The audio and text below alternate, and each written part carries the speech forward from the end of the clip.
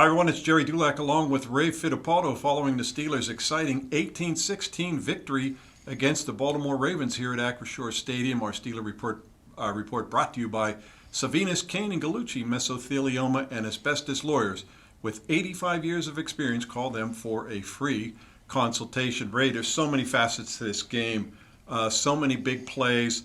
What an outstanding performance, though, by the defense, shutting down the league's highest scoring team, holding Lamar Jackson in check, holding Derrick Henry in check, and coming away with 18-16 win that gives them a 1.5 game lead in the division. Yeah, I thought 3 turnovers, Gerry, were huge in this football game. Not only the number, the timing of them. Patrick Queen's strip at the end of the first half gave them momentum back, went into the intermission. Then obviously Payton Wilson's interception. Not only a great play, but he did it right after what Russell Wilson threw a pick in the end zone. That could have been a big momentum change for the Ravens. Instead, Steelers got the momentum back and went on to kick a field goal. Yeah, it started on the second play of the game, Ray, when Nick Herbig, who's missed the last 4 games, strips the ball from Derrick Henry. It sets up the first of 6 Chris Boswell field goals. Second time this year he's kicked 6 in a game. Second time they've won a game without scoring a touchdown.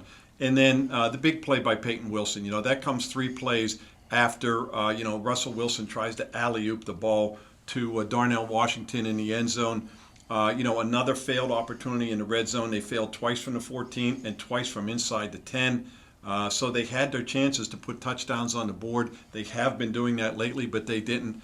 And then 3 plays after that pick, Payton Wilson makes a great play. Lamar Jackson hits or appears to hit Justin Hill on a wheel route out of the backfield, one of their favorite routes.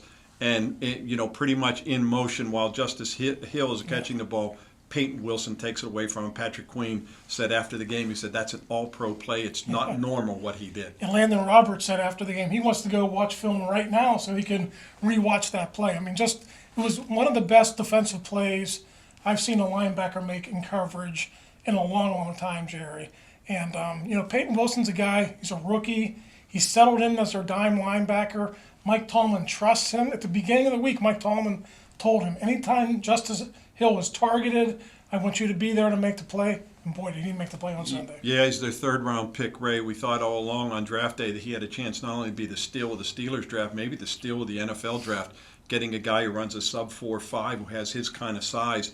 And we're seeing it more and more from this guy. Cam Hayward was saying after the game, it's cool to see a guy who was a newcomer to the rivalry make a substantial play to help them win. And also, as you mentioned, Patrick Queen going against his former team, getting the forced fumble. Big plays by the defense all around. Ray, the Ravens were the high-scoring team in the league. They held them to their lowest point total of the season, obviously. They held them to their lowest yards of the season and lowest first downs of the season. This looked like an unstoppable Ravens offense, and the Steelers stopped them. They came in averaging 32 points per game, held them to half that total, Gerry, and they needed that last final drive to get 6 of those points. So, Lamar Jackson's woes against the Steelers continue. He's now 1-4 against the Steelers. I don't think he played bad today. There were a lot of penalties that set them back. Obviously, the turnovers set them back, but the Steelers certainly have his number. It was also his lowest completion percentage of the season, Ray, under 50%. That hasn't happened all year. He had 8 consecutive games with a 100-plus passer rating. It was 66 today. That's how good a job they did against this guy. And the Steelers, they seem to have the Ravens' number, Ray. That's 8 of the last 9 that they've won against this team. Yeah, they're going to get them again in Baltimore late in the season. We'll see if that's for the division title. This game puts them up by a game and a half with 7 games remaining. Steelers are in the driver's seat. Ray, despite the fact that the Ravens are the high-scoring team in the league and the Steelers have been averaging close to 30 points with Russell Wilson, everybody thought this might be a kind of a shootout game, but it was a typical Ravens-Steelers game.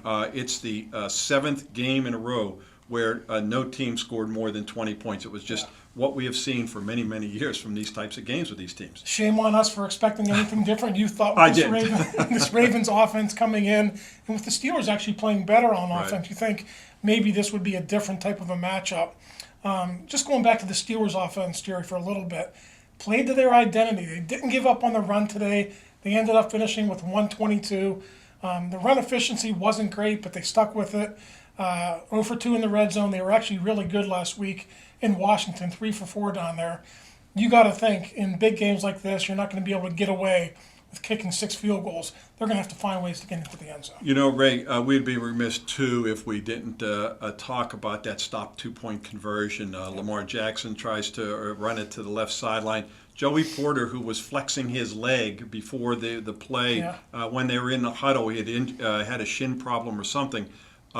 He makes the play. He forces Lamar Jackson to the sideline, doesn't let him get past, and then Lamar Jackson just throws the ball wildly up in the air instead of going out of bounds. But a great play by Joey Porter Jr. at that point. Yeah, there were a lot of plays like that throughout the game. Lamar Jackson created time for himself in and out of the pocket, but the coverage in the secondary was so good, Gerry, that there weren't a lot of plays to be had down the field. Maybe 1 or 2 big plays that one drive where they scored a touchdown. Derrick Henry went in. They had a lot of big plays on that drive. For the most part, they kept Lamar Jackson in the pocket, and that last play by Joey Porter was excellent. Great play by him. Ray, it was apparent early on how the Steelers were going to play. They were going to play like they did early in the season with Justin Fields at quarterback, and by that I mean they were going to play not to lose the game. They had Russell Wilson. You could see him just routinely throw the ball out of bounds. He would take the sack instead of just trying to make some kind of play. He was sacked 4 times in the first half. He was under a lot of pressure. Yeah. But they were just playing that typical type of game that they like to play, and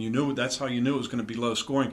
But we did even see Justin Fields get in the game, and then a big third down conversion run at one point. Yeah, Justin Fields, that package, Gerry, I think it can be effective for the Steelers down the stretch, and they put him out there in a very difficult situation. Now, listen, Justin Fields has to go head first there. He can't slide short of the first down marker. If the Steelers, that's right. He came up short on that play. Najee Harris ended up getting the first down. But if they have to punt that ball back to the Ravens with 45, 50 seconds to go, and Justin Tucker has his leg to maybe win that game, that could have been a disastrous situation for the Steelers. But we'll see how that the Fields package goes the rest of the season. But I think it could be a nice little secret weapon for them down the road. No question. Short week, Ray. The Steelers turn around. They play the Cleveland Browns Thursday night in Cleveland. It's the first of 2 short weeks for them, and both times the short weeks are coming off Ravens games. That's not an easy thing to do. Snow and rain in the forecast for Cleveland, so look forward to it. Browns were embarrassed again today by the New Orleans Saints. They are 2-8 and headed for the toilet.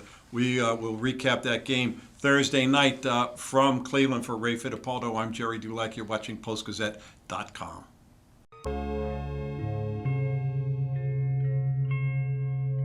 Thank you for checking out this content from Post-Gazette Sports. If you watch this video on YouTube, please like the video and subscribe to our channel. For all of the sports coverage the Post-Gazette has to offer, visit post-gazette.com.